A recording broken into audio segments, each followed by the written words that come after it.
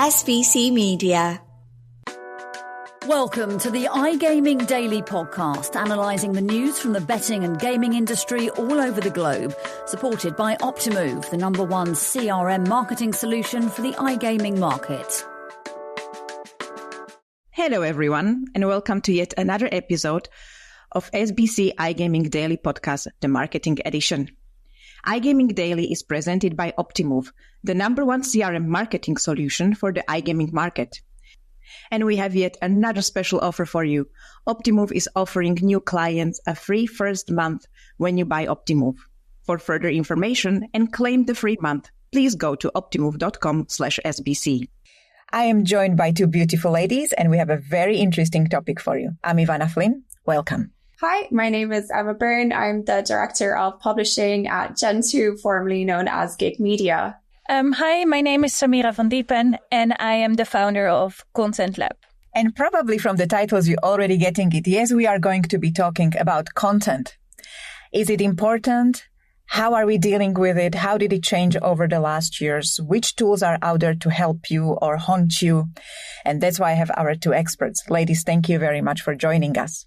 My first question is, last year went crazy with the AI content and we've seen so much going on. Did you see some bad impact on your business or your performance or how your team started to work or change their work based on the rise and fall of AI tools? I have not directly see it within my business, but I do know a lot of clients raised concerns about AI and the use of AI. And within our company, we have become very aware of writers using AI. And we've tried a lot to figure out tools to avoid from our side to deliver AI content. I do know a lot of gaming companies and probably also a lot of other companies have been trying to use AI for their content. But yeah, we try to stay away from it. Yeah, I think I can answer from not an agency perspective, but from like a media point of view. I think we had a kind of three different reactions. We first had panic. Like, firstly, is, AI coming in? Is it going to take people's jobs? Is there still room for content? Secondly, we had teams who were very interested. Okay, how can AI improve my content? How can AI help me with my job? And then thirdly, kind of what does this mean for the industry as a whole? And what does this mean for content in general? So it's very much, I guess, fear, understanding, and then I guess a lot of curiosity kind of around the whole AI, which I think isn't just content. I think it's AI in general. There's a lot of curiosity. True, but last year we were discussing this in every conference. There were so many podcasts about, is AI coming for our jobs? And I remember Samira was with me on a conference and we were discussing it. And as you have a content agency, you had a real fear that people are going to stop purchasing quality content. Did that change with all of that March update cleanup? And we know, we discussed it already on this podcast, that it cleaned up lots of AI content, not only, but a lot. So did you see that? What did you see impact on your work? I can absolutely see that the fear that I think a lot of people had last year, also me obviously as a content agency, I've always believed that quality stands out, and it's also something that with Content Lab we've always valued the most. So I always believed that AI would not take over, but I had a little bit of a fear. But after the big March Google update, that fear for me has left. I can see that everyone is focusing on quality even more, and everyone that has tried to do something with AI has gotten back from it. And I can see that quality is something that AI is not yet able to give. And talking about AI content, I mean, obviously it's very easy to use it, ChatGPT or anything else you have there, for English-speaking markets. Is there any tool that successfully created content for other markets, such as Polish, or very difficult ones, such as, I don't know, Japanese, Vietnamese? Is there a tool that can actually fake good AI content?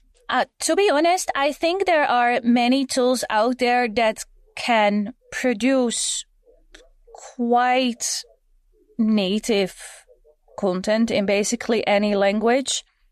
However, in my opinion, the content is always very generic. So I wouldn't mark it as good content, but So in my opinion, no, there isn't. But I think if you would ask this at 10 different people, you might get also very different answers. We've also tested a lot because we have markets from America to Australia. And I think the same echoing Samira, that we just haven't had, or we haven't seen much success with it. I think especially around EEAT, which is a big focus in content right now, AI just isn't able to deliver what you need. But then for other niches, say like crypto or short news or email marketing, I think there's a lot of use or prolific use of AI. And I think some of what comes out is quite good or acceptable. And, you know, now obviously we see it everywhere. There are some websites that are entirely AI generated content, and, you know, they're more than happy to advertise that they are AI written and they are produced by AI. Interesting. I wonder if you can actually build a successful affiliate website using only AI, advertising its AI, and outrank the good content that has got it or follows all the helpful content update. What do you think, Emma? You're in that niche. Yeah, we haven't seen it yet, but I mean, nothing is out of the realm of possibility, right? I think, you know, the SERPs are getting harder and harder to navigate. I think we're seeing a lot of different tactics being employed by competitors, operators, other affiliates. So is AI going to be the future of that? What part does AI have to play in content generation for affiliates? I think it's still to be seen or to be confirmed. But what I can say is, you know, I think to echo the song from, I think it was the 80s or the 70s, video didn't kill the radio star. And I don't think AI is going to kill content writers, content producers, or content agencies. I absolutely agree. I think if you have invested in a good content and good quality of everything, not just content, you survive easier all the horrible Google updates. And lately, it feels like volatility is the new normal. We have updates all the time. And if they don't tell you it's an update, just there is some volatility. It's a weekend volatility and Father's Day volatility. But we all try the AI content. And as Samira says, she has got experience with lots of writers supplying AI content. How do you make sure that it's not an AI content? Because there are all of these scanning tools and they fail, right? I mean, every tool marks it differently. So how do you recognize that is an AI content or not? I think firstly, where it starts with us with the onboarding procedure, when new writers start, they are made very aware of the fact that we do not accept AI content. But obviously, we do scan and we do check. Our editors are very well trained in spotting AI content. I think AI uses a lot of, competitive words throughout content. And yeah, we do use a lot of tools. I have not found yet one tool that is scanning absolutely flawlessly. That doesn't exist. So we use different tools. We do aim to always have a clean AI scan. But yeah, that's not always easy. But even if you get that, I use different tool and it flags up as 80%. I mean, how do you fight against these different tools and different pronouns, understanding what is AI? I believe that AI scan or a content, even if you write it yourself, if it's very generic, it will scan as AI. So I believe that even if a writer wrote it himself or herself and it scans very high, it probably means it's too generic and the quality is not where it should be. And it needs to have more of a personal touch. Just to point out, I think it's very interesting that we're still talking about, having a human editor at the end of it. So whether you have AI content, generated purposefully or not, I think even those that are actively using AI content are still having a human editor at the very end of that process, quality checking and assuring. Because like Samira says, sometimes you do get a lot of very generic content, or equally, I've seen content where it's like a thesaurus wrote it, as in they're taking every complicated English word and just throwing it into a sentence, and it just doesn't read very naturally. So I think it's interesting that as far as AI content has come, that there is still, purposefully or not, there is still a human at the very end of it, either checking because they think it is AI content, or equally they're checking it because it is AI content. But is AI scanners, are they becoming a problem for you, Samira? Is it something like client would return a content saying, sorry, it flags 3% AI. I don't believe it's written by human. Yeah. It is something that I see a lot, actually, into the extremeness that we tend to attach a clean AI scan in each and every content piece that we deliver. So no one has no one has to get back about it. I do tell my clients always that we scan. I also tell people that you will never get a clean AI scan. So we have benchmarks of like a certain percentage of what can flag. And then it depends a bit on the client. Like, I know that not everyone believes in the AI scans. So if I know they don't really believe in the scans, obviously we're a bit more flexible with it. But it still means that if we get a piece and it scans on the different tools all above 80%, we will not submit it. We will get it rewritten. Emma, do you check it? You get content from your supplier. Do you check it in some AI scanners? Yes, we also do rely on the agencies like Samira's to provide us with like scans from their end, but we do run our own. And then lastly, we have editors who also check from our end. So again, there's still a human at the very end of the process, but we do look at the AI scans and we do run. And so we're not looking for like a perfect score, but we're looking for a believable score. Exactly. We do that too. A believable score. We all know that it's impossible to get like 100% human written article, even if it's 100% human written. But I think it's like a combination of the scans with some common sense as well, and reading the article to see if it's personal enough, if the quality is good enough. Cool. I mean, we're getting to the same point. Even if AI is there to help, we still are humans and we want to check it by humans because we want to provide by humans. So I hope that this trend keeps up because, as you know, we are now recording in August. So, keep this in mind when you're listening to this. Google is announcing yet another update. Is it something that you're worried about? I mean, I always check for these updates and I'm worried, is it links, is it content? But lately, everything is on content. Every month, there is at least tiny little bit tweak on content, and the big ones tend to be on content. And it's like taking bazooka to the last remaining. What Google understands is AI content. Is it something that either of you, because you have a very different perspective, are worried about, are looking into preparing for that? Yeah, absolutely. I think there's always a fear element. Obviously, you work very hard on websites and, you get them to a very nice place where they're consistently performing. And then suddenly Google decides, I'm going to have some fun with you guys. And then, of course, you have, the sites that were hit previously, and you've done a lot of work with your SEOs, content, design, product and tech teams to get them to a place where you're hoping that there is a Google update, because then you're hoping that, maybe to be rewarded for some of the mistakes that you've made or some of the things that have been flagged in the past. So like poor Core Web Vital scores, you failed on the helpful content update. Samira, how do you feel as a content provider? If this is on content, is that going to be a game changer for you, or just you believe that quality wins every time and people will just know it and come back for more? I believe quality wins always. I do prepare for it because when Google announces big updates, I do see my clients panicking and they have older pages that they feel like, okay, this update is coming. We need to update these pages, and this is outdated. And I feel from everyone this stress. And then I also see, the urgency in getting things done before the update rolls out. So yeah, I do prepare for it. But yeah, as a supplier, I think it's a different way of preparing for it than, for example, Emma prepares for it. I think Emma touched on an extremely interesting point when it comes to Google rewarding websites that work on themselves to become better through the next update.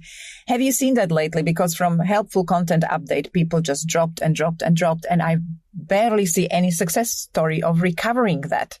So have you seen anything that has recovered after being hit by helpful content update? It doesn't have to be just in gig, obviously, but altogether we are all SEOs and content nerds, and we look through the data and read other people's articles. Have you seen a success story? And if yes, what was applied to make the content good again, or to make Google fall in love with your content again?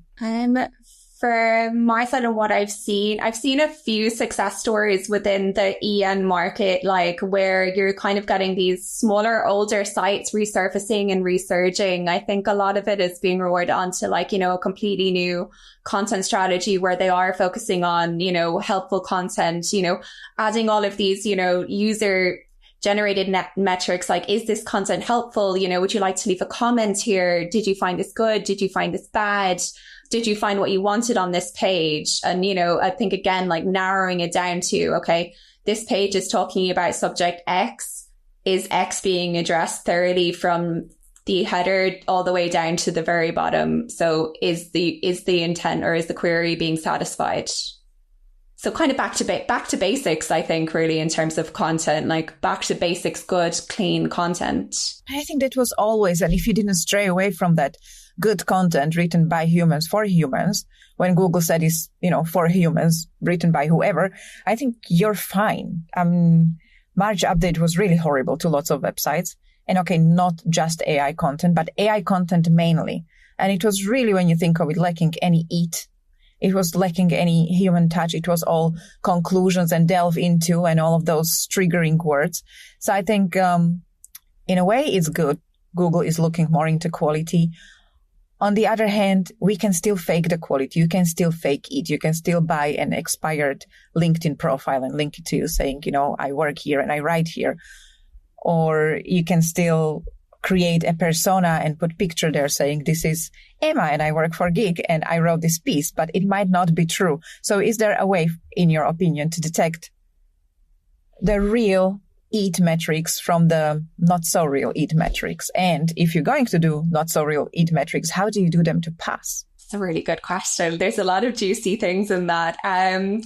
I would say in terms of assuring some sort of realness to things, I think you also need to, obviously take a look internally, were you employing any of these phony or like shadier tactics? And then addressing, okay, how can we? So I think, something is like showing your authority on this. So that is building a real authorship, with active like social profiles, active mentions, not just on your own website, but also like a wholesome or holistic approach to it. So, hi, my name is Samira. Hi, my name is Emma. I write about this. You'll also find me contributing on this website, this website, this website. These are more of my pieces, etc. This is what I talk about. So you won't find me publishing on something that I'm not attributed to. So if it's iGaming, then I'll talk about iGaming. If it's gardening, I'll focus on gardening. If it's something else, then it's something else. And then regarding towards, I guess, the way to fake it until you make it, of course, there are a lot of things that you can do. So EAT. So of course you can add a bogus website. You can add bogus addresses, but not real authors. I've seen some very good fake LinkedIn profiles. I think we all have, and I've also seen some very bad ones, and I've seen some that I can honestly say I'm not too sure until I dig in. Are they real or are they not? Exactly. You can buy followers, you can buy connections, you can buy everything for a few cents. So I think for a human to recognize that this is a real person or it isn't is difficult. And I don't think Google really understands that. They just check like, okay, it has email address. There is a picture. There is few followers. Therefore, a real human being. I mean, this is how we fake the bot traffic as well, right? We create a persona of a bot. So can we still, like, let's say I run an affiliate website and I really don't want to put my name to it and my face to it. Can I still fake it? Can I fake enough of persona to pass it in Google? I think I can, but you're a little bit more into content and publishing. So what would you say, girls? Can we, and how would you advise us if we want to go a little bit that naughty way?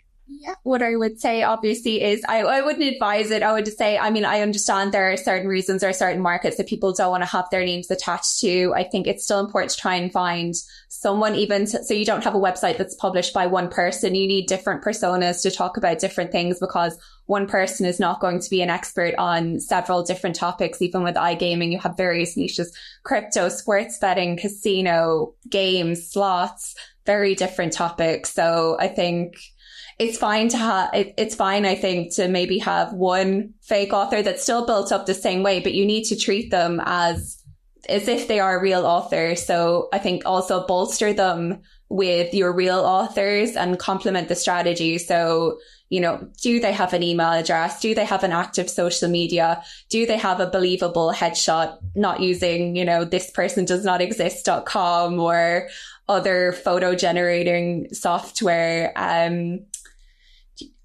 Where are they contributing? Are they mentioned in, are using them as part of your backlink strategy, to build up their mentions? Where else are they published? What are their mentions like? What is their tone of voice? Is it consistent across all of their pages?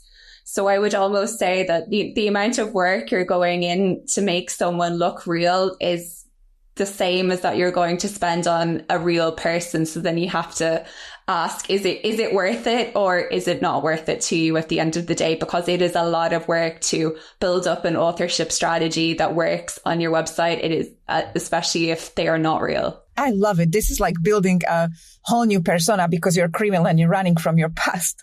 And I think this is where we leave it. I mean, this is fantastic information how to create fake users if you need to. Obviously, you put lots of thought into it. I wouldn't come up with half of that. So if anyone is looking for fake users, speak to Emma for more. And thank you, ladies. It was an absolute pleasure. And I think we shared lots of fantastic gems. Thank you. Thank you for listening to today's iGaming Daily podcast, supported by Optimove, the #1 CRM marketing solution for the iGaming market. If you want to find out more about some of the subjects raised today, feel free to explore any of the sites in the SBC News Network or check out the latest edition of the SBC Leaders magazine. Happy reading.